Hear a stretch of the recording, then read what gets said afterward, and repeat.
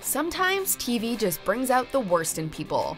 Welcome to Watch Mojo, and today we're counting down our picks for the top 10 confrontational TV moments.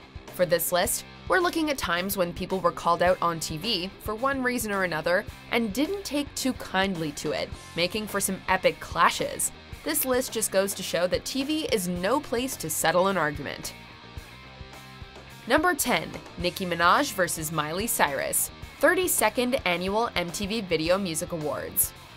With most people, if someone said something about us in public, we'd probably choose to talk with that person in private and settle our differences. But then again, we're not Nicki Minaj.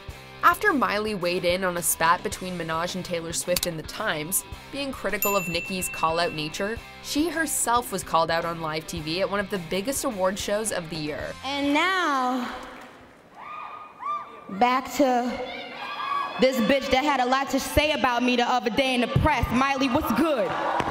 Well, we can't say Nicki doesn't know how to pick her shots. The incident blew up off screen as well, making its rounds on social media, being covered in Time magazine, and even landing Minaj's spotlight interview with the New York Times. We're all in this industry. We all do interviews, and we all know how they manipulate. Nicki, congratulations. Number 9. Nancy Grace vs. Missing Boy's father, Nancy Grace. Oh boy, this is hard to watch. While making an appearance on Nancy Grace in an effort to help track down his missing son, Charles Bothell IV was confronted with live news reports that police had in fact found his son after all, in the basement of his own house. Charlie, we're getting reports that your son has been found in your basement.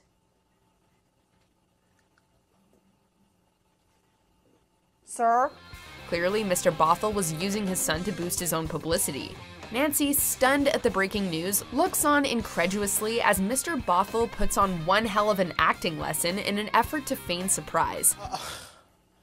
Oh, shit. It's just all so cringeworthy. In reality, Charles and his wife had kept the boy hostage in the basement and were later charged with child abuse. Yes, the boy has been found alive in his father's basement. Number 8. Naomi Campbell vs. Reporter, Nightline.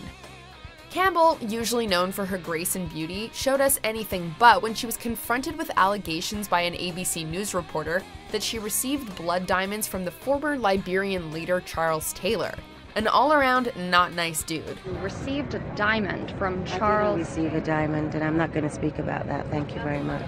Denying the claims, Campbell refused to speak on the matter before suddenly storming off the set and knocking over the camera.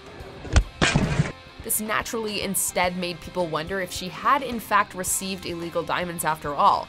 Thankfully, she was later subpoenaed to appear at Taylor's trial for war crimes, where she admitted she received the diamonds from the Liberian leader, and her testimony helped convict him. If someone hadn't said they were diamonds, I wouldn't have guessed right away that they were diamonds. Number 7. Morton vs. Seka, The Morton Downey Jr. Show. If you can remember trashy daytime TV talk shows like Jerry Springer and Jenny Jones, then you'll know exactly what to expect from Morton Downey Jr.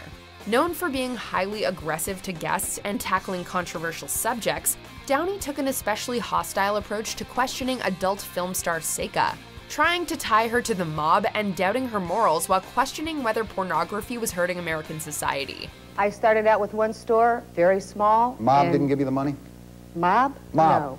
But the last straw for Seka, before she stormed off set, came when Morton accused her of sleeping around indiscriminately before throwing to commercial and not letting her respond. I'd much rather hear it from those people who have studied it than from someone who's laid down with everyone that they can find in a porn film. Much rather. Such a greasy move by Morton, but a great way to hook viewers. Number 6. The Duchess of York vs. 60 Minutes, 60 Minutes. How many interviews can you recall where the interviewee rolled their eyes non-stop, answered in monosyllables, wagged their finger at the reporter, demanded parts be deleted, and then ultimately walked out of the interview before returning to finish? Right, none. But don't try and trick me now, because I'm not going to play this game. Delete that bit. And that's why this interview with Sarah Ferguson is so fascinating. Sitting down with 60 Minutes Australia after she was busted for taking bribes from the press in exchange for access to her former husband Prince Andrew, the Duchess clearly was not in the mood to be pressed about any of it. But pressed she was, and she didn't handle it well. Yeah. I'm going to take 5 minutes. I'm sorry? No, nothing. I'm just going to take 5 minutes. But as she says, you gotta move forward. The book is called Finding Sarah. Does that mean you were lost? Oh, very lost. Are you lost, Michael? Or do you know where you are? Many people in this world are lost. Number 5, Samuel L. Jackson versus Sam Rubin, KTLA Morning News.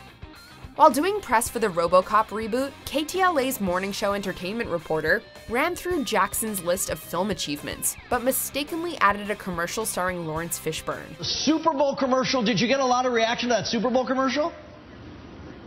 What Super Bowl commercial? While SLJ didn't let the host off the hook for the confusion, he did manage the situation incredibly well, as it could have been much worse. You're the entertainment reporter? I know. You're the entertainment reporter for this station? Vlog. And you don't know the difference between me and Lawrence Fishburne? My mistake. After a few insults, like saying the talent pool for entertainment reporters must be really low at KTLA, Jackson eventually allowed the interview to continue. But it was such an epic screw-up on the host's behalf that it never really got back on track. You can tell he just wanted it to end so he could go bury his head in the sand.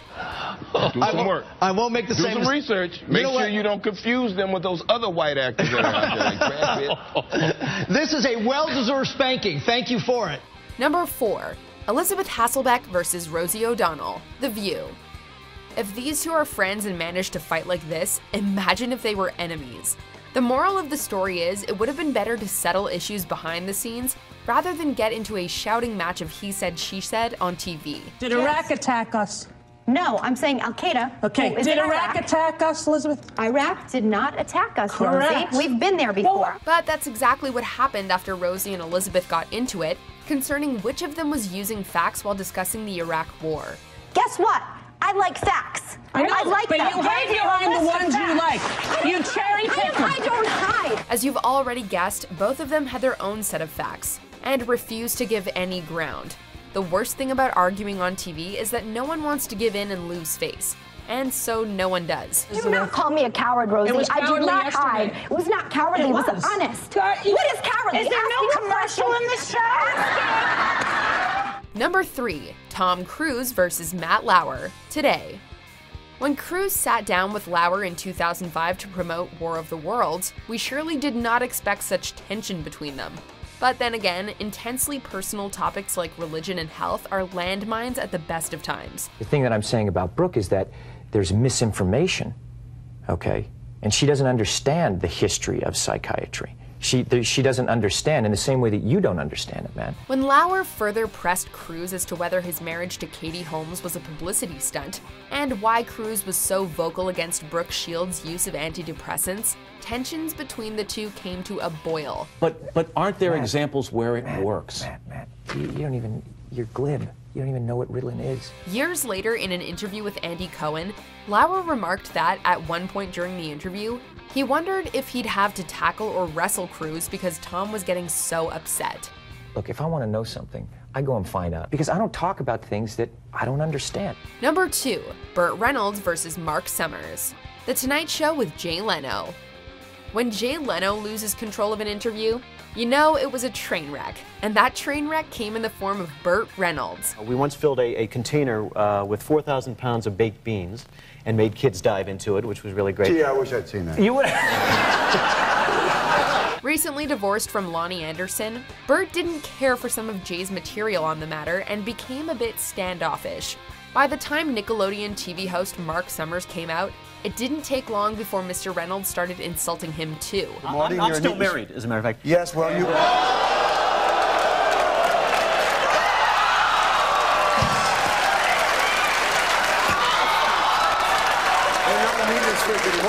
Whether brave or stupid, Summers also made a dig about Burt's divorce, and all hell broke loose, with personal insults hurled, water thrown, and a pie fight finale.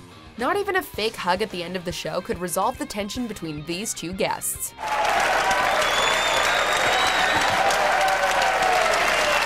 Before we continue, be sure to subscribe to our channel and ring the bell to get notified about our latest videos. You have the option to be notified for occasional videos or all of them. If you're on your phone, make sure you go into your settings and switch on notifications. Number 1, White nationalists versus Geraldo.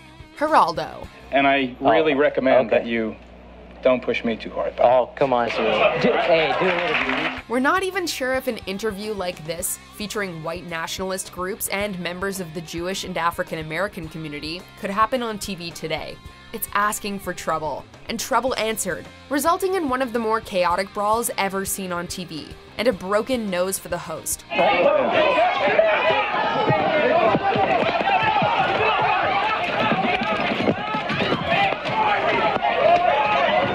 Now, you may be wondering why this interview was ever allowed to take place to begin with, and if it was all just a big ratings grab, and you're not alone.